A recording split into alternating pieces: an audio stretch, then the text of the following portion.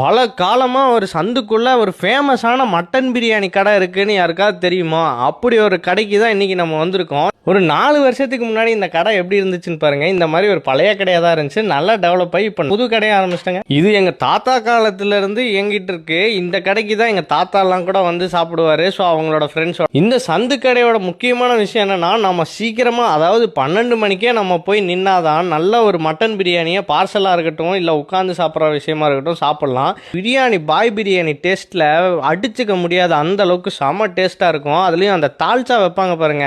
நான் எப்பவுமே தால்ச்சாவா இருந்தாலும் குழம்பா இருந்தாலும் இலையில ஊத்திருங்கன்னு சொல்லுவேன். ஸோ இங்க இருக்கிற பிரியாணியோட அம்சம் என்னன்னு பார்த்தீங்கன்னா, மட்டன் பீஸ்ல அவ்வளோவா எலும்பே போட மாட்டாங்க. ஃபுல்லாவே சத பீஸா தான் இருக்கும். அண்ட் அது மட்டும் இல்லாமல் 120 ரூபாய்க்கு பிரியாணி கிடைக்கும். நிறைய பேர் கோல்டு ரேட்ல வித்துட்டு இருக்கு மட்டன் பிரியாணி சாப்பிட்றதையே நிறுத்திடணும் அப்படின்னு நினைக்கிறவங்க கூட 120 ரூபாய்க்கு 1/4 பிளேட் கிடைக்கிறனால கண்டிப்பா என்ஜாய் பண்ணி நீங்க சாப்பிடலாம்.